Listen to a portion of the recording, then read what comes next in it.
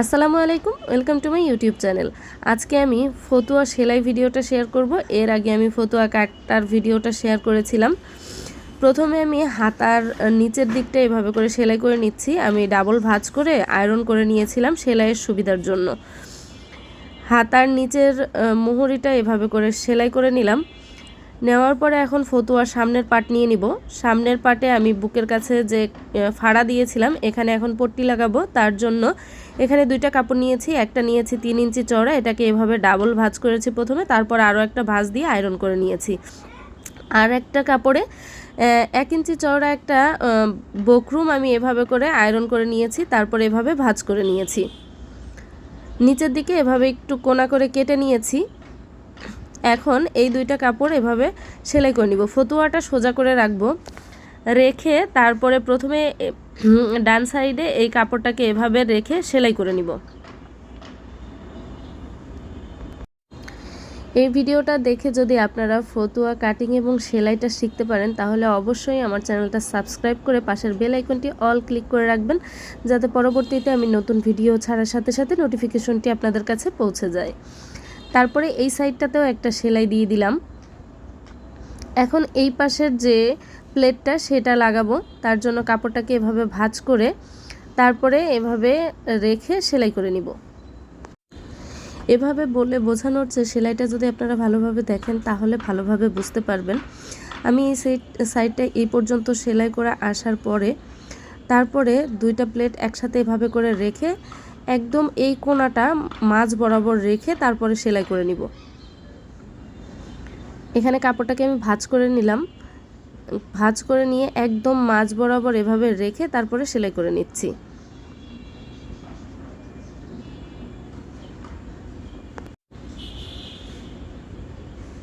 এভাবে সেলাই করার পরে 2 ইঞ্চি উপর পর্যন্ত আমি এভাবে করে সেলাই করে তারপরে এই সাইডে এভাবে মাঝ বরাবর দুইটা সেলাই দিয়ে দিব।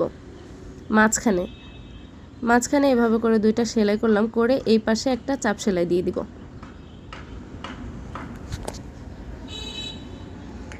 এভাবে করে চাপ সেলাইটা দিয়ে দিলাম। তো আমার প্লেট কিন্তু সেলাই করা কমপ্লিট।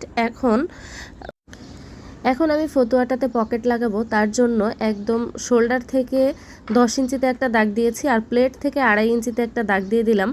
আমি এখানে পকেটের কাপড়টা লম্বা নিয়েছি 7.5 ইঞ্চি, চওড়া নিয়েছি। এখানে আমার একটু কাপড়ে কম হয়ে গিয়েছিল, তাই একটু কম নিয়েছি। আপনারা এখানে 6 ইঞ্চি নেবেন, ভাঁজ করার পরে যাতে 5 ইঞ্চি থাকে। এখন উপরে আমি মোটা করে ডাবল ভাঁজ করেছি পকেটের উপরে, সেটাকে একটা সেলাই করে নিলাম।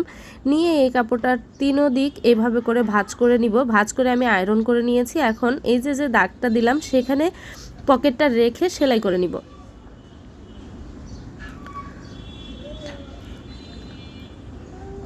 ভিডিও সম্পর্কিত আপনাদের যদি কোনো রকম কোনো প্রশ্ন থেকে থাকে আমাকে কমেন্ট করে জানাবেন, আমি আপনাদের সকল প্রশ্নের উত্তর দেওয়ার চেষ্টা করব।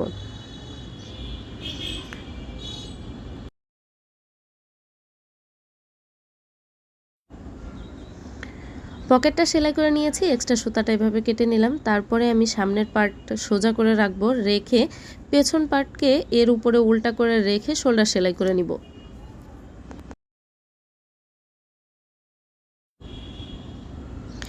এভাবে করে দুইটা শোল্ডারই ভালোভাবে ধরে সেলাইটা করে নিব।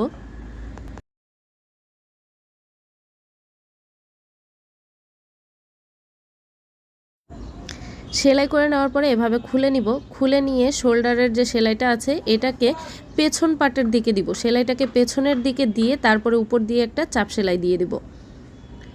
শোল্ডারের কাপড়টাকে পেছনের দিকে দিয়ে তারপরে কিন্তু আমি চাপ সেলাইটা দিয়ে দিচ্ছি, মানে পেছন পাটের দিকে দিয়ে তারপরে চাপ সেলাইটা দিয়ে দিলাম।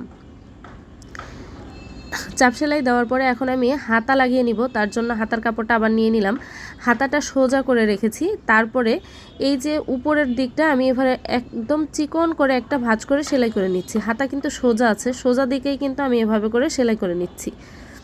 সোজা সাইডেই এভাবে করে হাতাটা সেলাই করে নিব।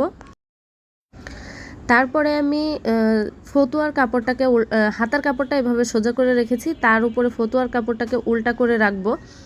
একদম মাঝ বরাবর, হাতার মাঝ বরাবর একটা চিহ্ন করে নিলাম। এখন শোল্ডারের যে সেলাইটা করেছিলাম সেই সেলাইটাকে হাতার মাঝ বরাবর এভাবে করে রেখে তারপরে সেলাই করে নিব। মাঝখান থেকে আমি সেলাইটা করছি।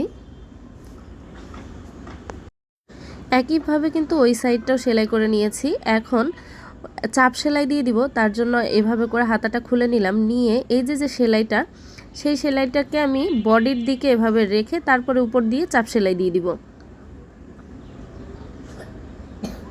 বডির দিকে আমি কাপড়টাকে এভাবে রেখে কিন্তু চাপ সেলাইটা দিয়ে দিয়েছি, এই যে দেখতে পাচ্ছেন। একইভাবে অন্য সাইডের হাতাটাও সেলাই করে নিব। সেলাই করে নেওয়ার পরে এখন কলার লাগাবো, তার জন্য আমি গলার কাপড়টা এভাবে করে ধরে এখন মেপে নিচ্ছি কতটুকু কলার দিব। এখানে আমি কলারের মাপটা নিয়ে নিলাম। কলারের মাপ যতটুকু হবে এখন আমি একটা বক্রম কেটে নিব এই মাপে। এই মাপে একটা বক্রম কেটে নিয়েছি। আমি এখানে পেস্টিং বক্রমটা নিয়েছি। আপনারা চাইলে সালোয়ারের জন্য ব্যবহার করা হয় যে মোটা বক্রমটা, ওইটাও নিতে পারেন। আমি এখানে পেস্টিং বক্রম নিয়েছি। 1 ইঞ্চি চওড়া একটা বক্রম এভাবে কেটে নিয়েছি। এখন এই বক্রমের খোলা সাইডে এভাবে করে একটু রাউন্ড করে দিব।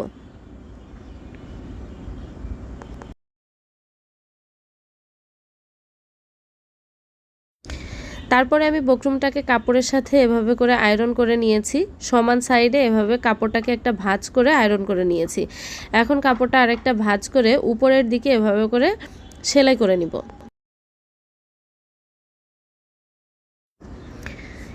এভাবে সেলাইটা করে নেওয়ার পরে উপরে যে এই কোনার সাইডে যে এক্সট্রা কাপড়টা আছে এটাকে এভাবে করে কেটে নিচ্ছি। এটা যেহেতু রাউন্ড তাই আমি এখানে একটু ছোট ছোট করে কেটে নিচ্ছি।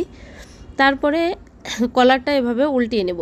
উল্টিয়ে নিয়ে আমি আয়রন করে নিয়েছি। তারপরে কলারটা ভাঁজ করে মাঝ বরাবর একটা কাট লাগিয়ে নিলাম। তারপরে ফতুয়ারও পেছন সাইডের ভাঁজে একটা কাট লাগিয়ে নিলাম। এখন ফতুয়াটা আমি উল্টা করে রাখবো, রেখে মাঝখান থেকে কলারটা সেলাই করে নিব।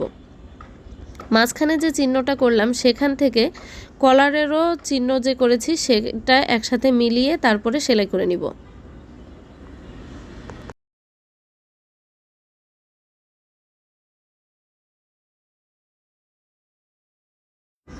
একটা সাইড এভাবে সেলাই করে নিলাম, একইভাবে অন্য সাইডটাও সেলাই করে নিব।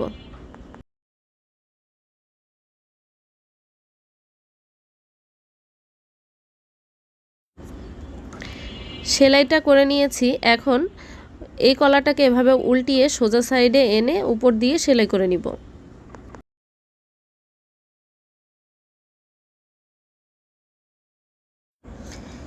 এভাবে সেলাই করার পরে উপর সাইড দিয়েও একটা সেলাই দিয়ে দিব। এভাবে উপর সাইড দিয়ে ঘুরিয়ে নিচের দিকেও আরেকটা সেলাই করে নিব।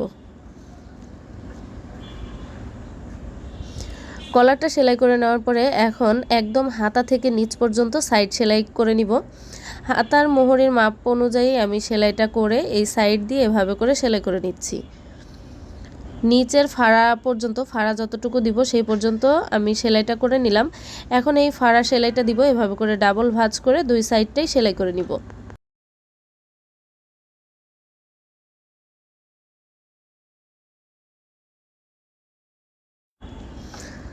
সেলাই করে নেওয়ার পরে এখন নিচের দিকে এভাবে করে ডাবল ভাঁজ করে আমি আয়রন করে নিয়েছি। তারপরে সেলাইটা করে নিব।